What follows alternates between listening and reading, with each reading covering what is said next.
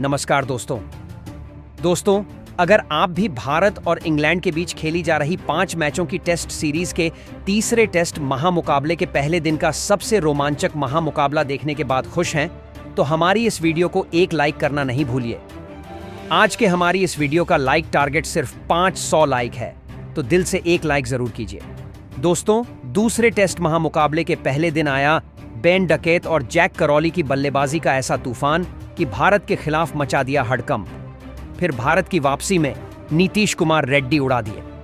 अंग्रेजों के होश एक ही ओवर में 2 विकेट उड़ाकर कमाल की गेंदबाजी करके इंग्लैंड को बैकफुट पर धकेल दिया। और अंत में फिर जो रूट और कप्तान बेन स्टोक्स ने इंग्लैंड की कराई घातक वापसी, मगर फिर गिल की कप्तानी ने पहले ही दिन इंग्लैंड के खिलाफ भारत की जीत कर दी तय। जी हां दोस्तों, बिल्कुल सही सुन रहे हैं। भारत और इंग्लैंड के बीच खेले जा रहे तीसरे टेस्ट महामुकाबला की शुरुआत हुई। तो किस तरीके से पूरे महामुकाबले का पहले दिन का रोमांच देखा गया, पूरा हाईलाइट हम आपको आगे दिखा रहे हैं, तो वीडियो को अंत तक जरूर देखिएगा। जी हां दोस्तों, जहां आपको बता दें, भारतीय टीम इस समय इंग्लैंड दौरे पर है और तीसरे टेस्ट महामुकाबले में लॉर्ड्स के मैदान में भारत और इंग्लैंड की एक दूसरे से टक्कर हुई।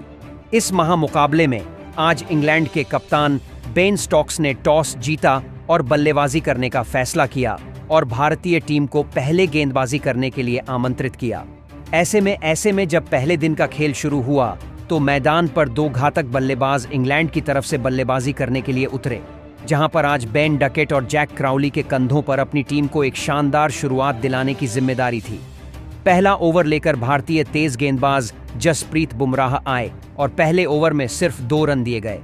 हालांकि इसके बाद पिछले मुकाबले के सबसे बड़े हीरो रहे आकाशदीप सिंह जब दूसरा ओवर लेकर आए तो बेन डकेट ने उनका एक चौके के साथ स्वागत किया और 5वीं गेंद पर स्टंप के बाहर डाली गई गेंद को फाइन लेग की तरफ फ्लिक करके 4 रन के लिए भेज दिया और 2 ओवर में टीम ने 8 रन बना लिए।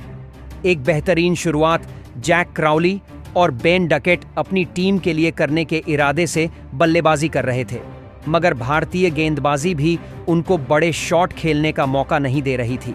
हालांकि भारतीय टीम के सबसे घातक गेंदबाज जसप्रीत बुमराह जब 5वें ओवर में आते हैं तो बेन डकेट उनको 5वीं गेंद पर एक आगे डाली गई गेंद को सीधे बल्ले से सामने की ओर खेलकर सीमा रेखा से बाहर 4 रन के लिए पहुंचा देते हैं और 5 ओवर में टीम 15 रन बिना कोई विकेट गंवाए बना लेती है।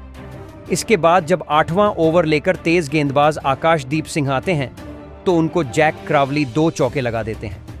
दरअसल तीसरी गेंद ऑफ स्टंप के बाहर जब आकाशदीप सिंह ने डाली थी तो एक बड़ा शॉट खेलने के प्रयास में अतिरिक्त तल के साथ बाहरी किनारा लेकर गेंद थर्ड मैन की तरफ चौके के लिए चली गई। हालांकि फिर चौथी गेंद पर एक और क्रीज में रहकर कवर्स की ओर पंच किया जाता है और चौका लगा दिया जाता है। 8 ओवर में टीम ने 28 रन बना लिए थे। पहला विकेट गिर नहीं रहा था। ऐसे में भारतीय कप्तान शुभमन गिल परेशान नजर आने लगे थे। फिर 9वां ओवर मोहम्मद सिराज को थमाया जाता है तो जैक क्राउली उनको चौथी गेंद पर डीप कवर्स की ओर शॉट लगाने के प्रयास में 4 रन और बटोर लेते हैं और 9 ओवर में टीम 33 रन पूरे कर लेती है। ऐसे में यह दोनों मिलकर अपनी टीम के लिए अच्छे रन बना रहे थे और भारतीय टीम के लिए खतरा बनते जा रहे थे। ऐसे में फिर 14वां ओवर भारतीय कप्तान शुभमन गिल नीतीश कुमार रेड्डी के हाथों में थमा देते हैं। हालांकि इस ओवर की दूसरी गेंद पर बेन डकेट ने एक शानदार मिड विकेट की ओर फ्लिक कर दिया। गेंद सीधी सीमा रेखा से बाहर 4 रन के लिए चली गई। ऐसे में यह घातक साबित हो रहे थे, मगर नीतीश कुमार रेड्डी खतरनाक वापसी करते हैं और फिर तीसरी गेंद पर बेन डकेट को वह विकेट कीपर पंत के हाथों कैच आउट कराकर पवेलियन की राह दिखा देते हैं। आज बेन डकेट ने 23 रन की शानदार पारी खेली थी और 43 पर पहला झटका इंग्लैंड को लगता है। इसके बाद बल्लेबाजी करने के लिए ऑली पॉप मैदान पर आते हैं। हालांकि इसी ओवर की अंतिम गेंद पर नीतीश कुमार रेड्डी भारतीय टीम को एक और सफलता दिलाते हैं और जैक क्राउली को भी आर्शभ पंत के हाथों कैच आउट कराकर पवेलियन की राह दिखा देते हैं। 43 गेंदों में 18 रन बनाकर जैक क्राउली भी अपना पवेलियन चले गए थे। इस ओवर में 2 बड़े विकेट जाने के बाद अब प्रेशर में टीम आ चुकी थी और फिर टीम की तरफ से बल्लेबाजी करने के लिए जो रूट मैदान पर आते हैं।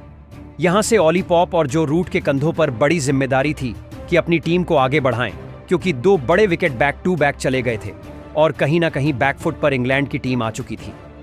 दिन की शुरुआत में ही भारतीय टीम ने बेहतरीन गेंदबाजी करके 2 बड़े विकेट इंग्लैंड के ले लिए थे और उसको बैकफुट पर धकेल दिया था।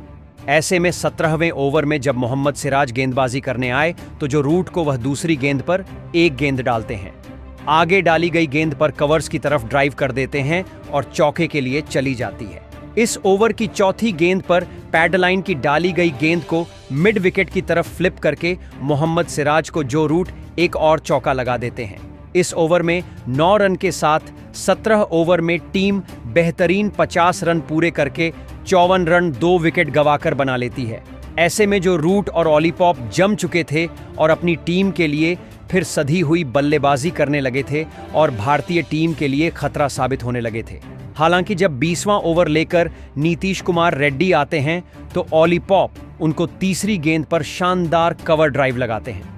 आगे डाली गई गेंद को कवर्स की तरफ ड्राइव करके एक चौके के लिए भेज दिया जाता है और 20 ओवर में टीम ने 2 विकेट खोकर 65 रन बना लिए थे। आज भारतीय टीम शुरू में 2 बड़े विकेट ले चुकी, मगर अब जो रूट जिस तरीके से बल्लेबाजी कर रहे थे, उनका साथ दे रहे ऑली पॉप भी भारतीय टीम को खिलाफ अच्छी बल्लेबाजी का नजारा पेश कर रहे थे, जो कि भारतीय टीम पर प्रेशर बढ़ा रही थी। ऐसे में फिर 23वां ओवर लेकर जब आकाशदीप सिंह आते हैं तो जो रूट उनको तीसरी पैरों पर डाली गई गेंद को खूबसूरती से कलाइयों के सहारे फ्लिक करके चौके के लिए भेज देते हैं। इस ओवर में 8 रन के साथ टीम 23 ओवर में 2 विकेट खोकर 81 रन पूरे कर लेती है। भारतीय टीम के ऊपर जिम्मेदारी थी कि एक और विकेट ले लें, जिससे कि लगातार इंग्लैंड पर दबाव बना रहे और भारतीय टीम को एक बड़े ब्रेक थ्रू की जरूरत थी, मगर ऐसा नहीं हो पाया और लंच के समय तक टीम ने 25 ओवर में 83 रन 2 विकेट खोकर पूरे कर लिए थे। ऐसे में जब लंच के बाद मुकाबला शुरू हुआ, 26वां ओवर लेकर जसप्रीत बुमराह आए तो ऑली पॉप ब्रेक के बाद बेहतरीन तीसरी गेंद पर पैडलाइन की गेंद को टाइमिंग के साथ फ्लिक करके चौके के लिए भेज देते हैं।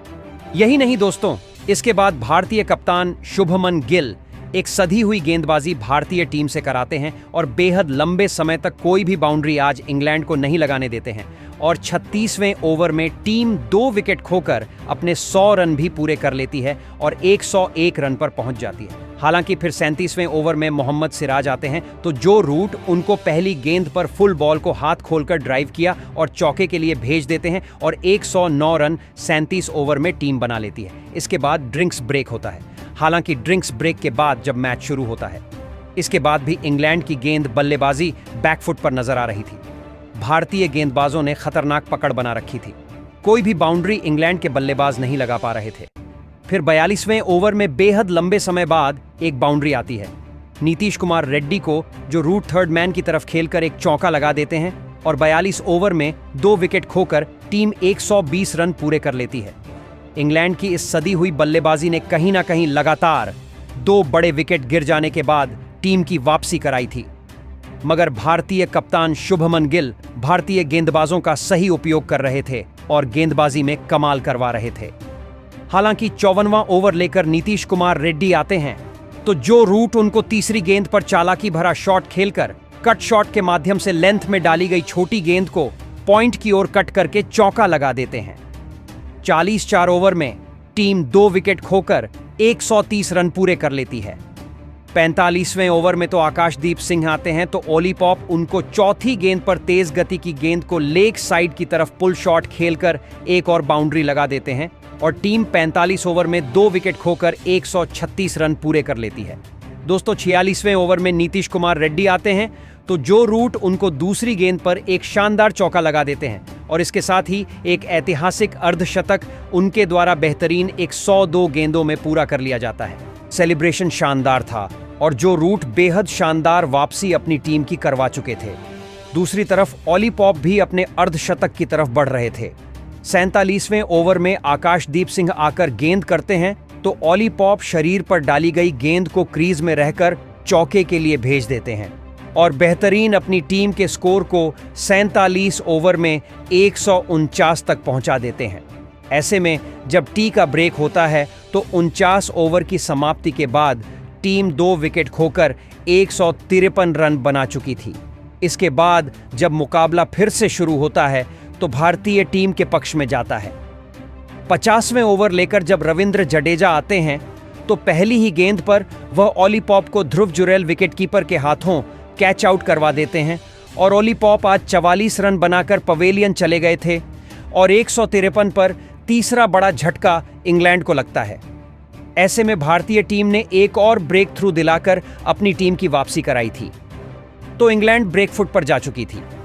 अब हैरी ब्रुक मैदान पर बल्लेबाजी करने के लिए आते हैं, तो हैरी ब्रुक शानदार अपनी वापसी कराते हुए 51वें ओवर की अंतिम गेंद पर जसप्रीत बुमराह को टारगेट करके ऑफ स्टंप की लाइन के बाहर डाली गई फुल लेंथ की गेंद को पैर निकालकर चौके के लिए भेज देते हैं और टीम 51 ओवर में 3 विकेट खोकर 160 रन पूरे कर लेती है। 52वें ओवर में रविंद्र जडेजा आते हैं, तो हैरी ब्रुक उनको तीसरी गेंद पर स्लिप फील्डर के बीच से थर्ड मैन की तरफ चौके के लिए भेज देते हैं। दोस्तों, जिस तरीके की बल्लेबाजी अब हैरी ब्रुक करके दिखा रहे थे, कहीं ना कहीं वह अपना इंटेंट साफ कर चुके थे कि अब यहां से तेज गति से बल्लेबाजी की जाएगी और भारतीय गेंदबाजों को बैक फुट पर धकेला जाएगा।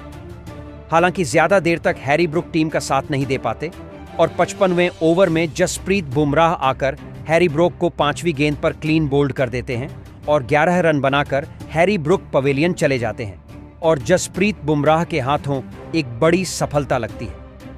4 बड़े विकेट 172 रन पर टीम खो चुकी थी और भारतीय टीम के पक्ष में आज का मुकाबला पूरे तरीके से जाता हुआ नजर आ रहा था। इसके बाद बल्लेबाजी करने के लिए कप्तान बेन स्टोक्स आते हैं और आज के दिन का खेल समाप्त होने तक बन स्टोक्स और जो रूट के कंधों पर जिम्मेदारी थी कि वह विकेट न गंवाएं और ऐसा ही उन्होंने करके दिखाया। दरअसल जब 58वां ओवर लेकर आकाशदीप सिंह आते हैं तो बेन स्टोक्स उनको चौथी गेंद पर ऑफ स्टंप के बाहर डाली गई लेंथ में छोटी गेंद को जगह बनाकर पॉइंट की ओर कट शॉट खेलकर चौके के लिए भेजते हैं। तो 5वीं गेंद पर back to back boundary Ben Stokes के द्वारा लगाई जाती है और ऑफ स्टंप के बाहर डाली गई गेंद को पॉइंट फील्डर के ऊपर से शॉट खेलकर गैप में 4 रन के लिए भेज दिया जाता है और 58 ओवर में टीम 4 विकेट खोकर 150 रन बना चुकी थी। भले ही 4 बड़े विकेट गिर गए थे, मगर बेन स्टोक्स अब अपनी टीम को संभाल रहे थे। एक तरफ जो रूट टिक कर बल्लेबाजी कर रहे थे, ऐसे में भारतीय गेंदबाज अब यहां से कोई भी विकेट नहीं ले पा रहे थे, ना ही बेन स्टोक्स को परेशान कर पा रहे थे। ऐसे में बेन स्टोक्स और जो रूट ने जिस तरीके के इंटेंट दिखाया, वह साफ करता था कि आज वह बेहतरीन अपनी टीम के स्कोर को आगे बढ़ाएंगे और 64 ओवर में टीम अपने 200 रन भी पूरे कर लेती है। आज भले ही इंग्लैंड के बैक टू बैक विकेट गिरते जा रहे थे, मगर भारतीय टीम के खिलाफ वह बेहतरीन अपने स्कोर को लगातार आगे बढ़ा रहे थे। खासकर जो रूट ने आज जिस तरीके से बल्लेबाजी की है ना, वह कमाल की रही। इसके बाद जब ड्रिंक्स ब्रेक होता है तो 67 ओवर में टीम 4 विकेट खोकर 207 रन पूरे कर चुकी थी। जब 68वां ओवर लेकर नीतीश कुमार रेड्डी आते हैं तो बेन स्टोक्स उनको दूसरी गेंद पर फाइन लेग की तरफ फ्लिक करके गैप में चौके के लिए गेंद को भेज देते हैं और 68 ओवर में टीम 4 विकेट खोकर 213 रन पूरे कर चुकी थी।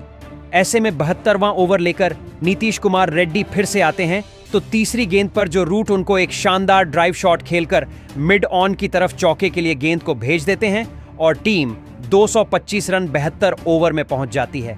दोस्तों, भारतीय टीम के खिलाफ आज इंग्लैंड ने कमाल कर दिया था। विकेट गिरने के बावजूद जो रूट अपने शतक की तरफ बढ़ रहे थे। 76वां ओवर लेकर जब रविंद्र जडेजा आते हैं तो जो रूट उनको अंतिम गेंद पर एक शानदार शॉट खेलते हैं, घुटना टिकाकर स्वीप करके चौके के लिए गेंद को भेज देते हैं। टीम 4 विकेट खोकर 76 ओवर में 234 रन पूरे कर लेती है। दोस्तों, आज के इस खेल में पूरा मुकाबला जो रूट के पक्ष में दिखाई दे रहा था। भले ही भारतीय गेंदबाजों ने कमाल किया था, भारतीय कप्तान शुभमन गिल की कप्तानी शानदार रही थी, मगर जो रूट अपने शतक के बेहद करीब पहुंचते हुए जा रहे थे।